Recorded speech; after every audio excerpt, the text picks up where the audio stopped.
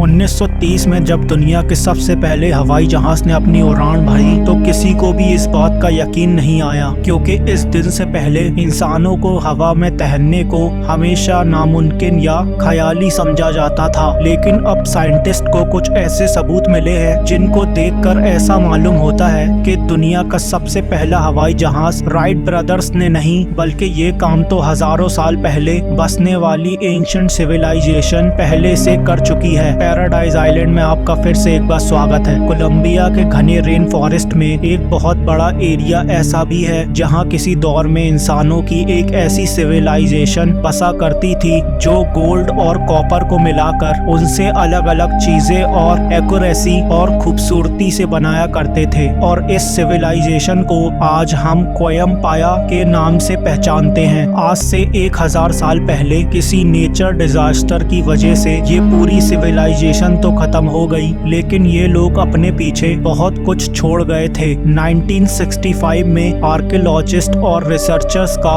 एक ग्रुप यहाँ खुदाई का काम कर रहा था। तभी उनको एक बहुत बड़ा संदूक मिला जिसमें सोने से बनी बहुत सी चीजें पड़ी थी। ये उन्हीं आर्टिफैक्ट का छोटा सा हिस्सा था जो कोयम्बाया सिविलाइजेशन के लोग बनाया करते थे। ज्वेलरी से लेकर डेकोरेशन पीसेस तक कोई चीज ऐसी नहीं थी जो इस संदूक में मौजूद ना हो, लेकिन एक चीज ऐसी थी जिसने सबका ध्यान अपनी तरफ समेट लिया था। जी हाँ, इसमें एक ऐसा आर्टिफैक्ट भी था जिसकी शक्ल किसी मॉडर्न एयरप्लेन से मिलती जुलती थी। हजारों साल पहले उस दौर में हवाई जहाज तो हुआ नहीं करते थे, इसी वजह से इसको देखते ही सबका ख्याल था कि शायद ये किसी उड़ने वाले इंसेक्ट या बर्ड का गोल्ड से बना मॉडल है। लेकिन कुछ तो था इस मॉडल में जो कि यकीनन सबको परेशान करने वाला था। जब इस आर्टिफैक्ट को रिसर्च के लिए एरोडायनेमिक सेंटर पहुंचाया गया तो आखिरकार इस पहेली की गुत्थियां एक एक करके सुलझने लगी। ये तो समझ आ गया था कि ये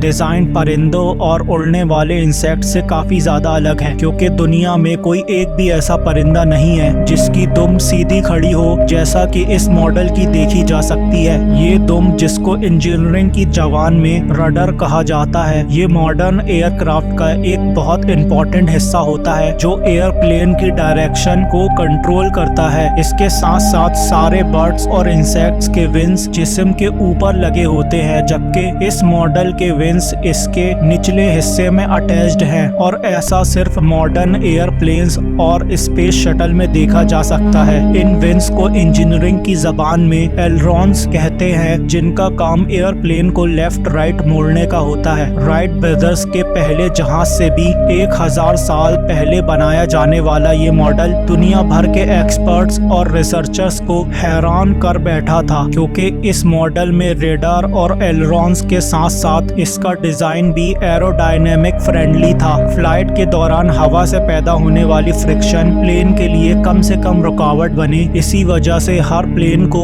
कुछ ऐसे डिजाइन किया जाता है कि वो हवा को काटते हुए आगे बढ़े, और इस डिजाइन को एरोडायनेमिक फ्रेंडली डिजाइन कहा जाता है। यानी अगर ये मॉडल किसी खिलौने की नियत करके बनाया गया होता तो जाहिर है कि इसमें इन बारीक चीजों का ख्याल क्यों और कैसे रखा गया जिनका उस दौर में नामो निशान भी नहीं था। क्या 1000 साल पहले बसने वाली कोयम्बाया सिविलाइजेशन वाकई कोई असली जहाज बनाने में कामयाब हो चुकी थी? इतनी बारीकी से बनाया जाने वाला क्या ये उनके असली हवाई जहाज के मॉडल का कोई डिजाइन तो नहीं? शायद इस सवाल का जवाब आपको इसी वीडियो में मिल सके। इजिप्ट के शहर कायरो से 550 किलोमीटर दूर एंशिएंट इजिप्शियंस की एक टेम्पल मौजूद है जिसको टेम्पल ऑफ सिटी भी कहा जाता है, और ये जगह भी अपने अंदर बेशुमार राज छुपाए हुए है। इजिप्ट की दूसरी एंशिएंट साइट्स की तरह इस टेम्पल की दीवारों पर भी पत्थरों को बारीकी से तराश कर इन पर सीक्रेट मैसेजेस लिखे गए थे। इस राइटिंग को हायरोग्राफिक्स कहा जाता है, जो यहाँ रहने वाले लोग यहाँ पर राज करने वाले राजाओं की जिंदगी और मौत के बारे में काफी कुछ बताती है। इस टेम्पल में 2000 साल पहले बनाए गए इन हायरोग्राफिक्स में कुछ ऐसे मैसेजेस भी लिखे गए थे जिनको शायद आज हम तक पहुँचाने के लिए छोड़ा गया था।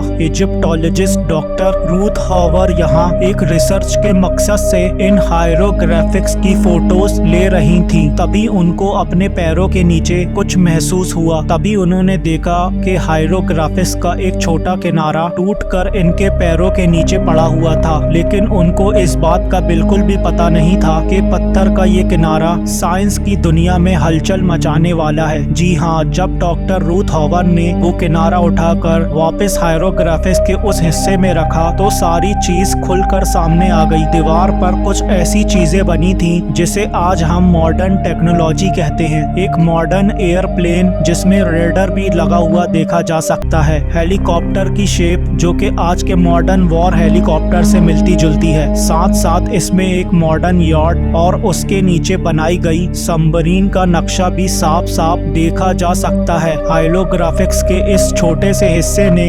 इजिप्टोलॉजिस्ट, रिसर्चर्स और साइंटिस्ट को पूरी तरह से हैरान और परेशान छोड़ दिया है, क्योंकि ये टेक्नोलॉजी बने अभी 200 साल भी नहीं गुजरे हैं। वो 2000 साल पहले एंशिएंट इजिप्शियंस को इतनी बारीकी से कैसे मालूम पड़ी। बात अभी यहाँ खत्म नहीं हुई। रिसर्चर्स का मानना है कि इस तस्वीर में हेलीकॉप्टर, यॉट, प्लेन और सबमरीन तो देखी जा सकती है और पहचानी जा सकती है, लेकिन इनके आसपास बनी ये दूसरी चीजें आखिर है क्या? क्या ये आने वाले वक्त की ऐसी टेक्नोलॉजी है जो हमने आज तक नहीं देखी, या फिर ये एक टेम्पल ऑफ सिटी में बनाया जाने वाला जीता जागता सबूत? इस बात की निशानी है कि एंशिएंट इजिप्शियंस के पास ये सब चीजें मौजूद थी। मॉडर्न टेक्नोलॉजी के बाद सिर्फ टेम्पल ऑफ सिटी तक ही सीमित नहीं है। इजिप्ट के सबसे पुराने पिरामिड, जिसको डिजोजर भी कहा जाता है, उसके पास एक टूम्ब है जहां से आर्कियोलॉजिस्ट को एंशिएंट इजिप्शियंस के बनाए हुए काफी सारे शो पीस मिले थे। इन शो पीसेस में 2000 साल पुराना एक लकड़ी से तराशा हुआ ऐसा नमूना भी था जिसकी शक्ल किसी परिंदे जैसी लगती थी। एक्सपर्ट्स का मानना है कि वैसे तो ये मॉडल किसी परिंदे का लगता है, लेकिन जब इसमें रिसर्च की गई तो एक के बाद एक मिस्ट्री जन्म लेती गई। इसका एरोडायनेमिक डिजाइन और इसके विंग्स की लोकेशन देखकर ये कहना गलत नहीं होगा, इसकी कई प्रॉपर्टीज आज के मॉडर्न एयरप्लेन से कई ज्यादा मिलती जुलती है। एक्सपर्ट्स के इन दावों को साबित करने के लिए मॉडर्न टेक्नोलॉजी के जरिए किसी बर्ड के परिंदे जैसा लिखने वाला ये मॉडल का फ्लाइंग टेस्ट करना जरूरी था। साइमन एंडरसन, जो कि एक एरोडायनेमिक एक्सपर्ट हैं, उन्होंने इस मॉडल की हूबहू कॉपी तैयार की जो कि ओरिजिनल मॉडल से 5 गुना बड़ी थी। जब लैब में इस मॉडल का फ्लाइंग टेस्ट किया गया तो नतीजा देखकर साइमन काफी ज्यादा हैरान थे। मॉडल पूरी तरह से एरोडायनेमिक तो था, लेकिन इसमें एक बहुत ही अहम चीज मिसिंग थी। जी हाँ, जहाज को टेक ऑफ और लैंडिंग के लिए टेल की जरूरत होती है और ये टेल इस मॉडल में मौजूद नहीं थी। लेकिन हैरत की बात तो ये है कि जिस जगह टेल लगी होनी चाहिए थी उस जगह से इस मॉडल का एक छोटा हिस्सा टूटा हुआ दिखाई देता है। ये टूटा हिस्सा इस बात की निशानी है कि शायद इस मॉडल को बनाया इसमें टेल लगाई थी, लेकिन किसी वजह से ये अब टूट चुकी है। साइमन ने फ्लाइंग मॉडल में अपनी तरफ से टेल फिट की और एक बार फिर से उसको सिमुलेटर में फ्लाई किया। इस बार जो रिजल्ट सामने आए वो वाकई काफी ज्यादा हैरान कुन थे। मॉडल बिल्कुल असली ग्लाइडर की तरह हवा में तैर रहा था, जो कि इस बात का सबूत था कि 2000 साल पहले बनाया गया ये मॉडल उड़ने के लिए बिल्कुल परफेक्ट था। अगर एंशिएंट इजिप्शियंस ने इतना परफेक्ट मॉडल बना लिया था तो क्या उसको कभी उड़ा भी पाए या नहीं, ये सवाल भी एक्सपर्ट्स और रिसर्चर्स को ऐसे ही तंग करता रहेगा जैसे टेम्पल ऑफ सिटी में बने हायरोग्राफिक और कोयम्पाया से विलाइजेशन का प्लेन मॉडल कई सवाल और निशान छोड़ गया है। उम्मीद है पैराडाइज आइलैंड की ये वीडियो भी आपको काफी पसंद आई होगी। वीडियो अच्छा लगा हो तो वीडियो को लाइक करें, सब्सक्राइब करें और चैनल को दूसरों में शेयर भी करें। मैं मिलूंगा आपसे ऐसे ही अगली एक वीडियो में। टिल देन सी या।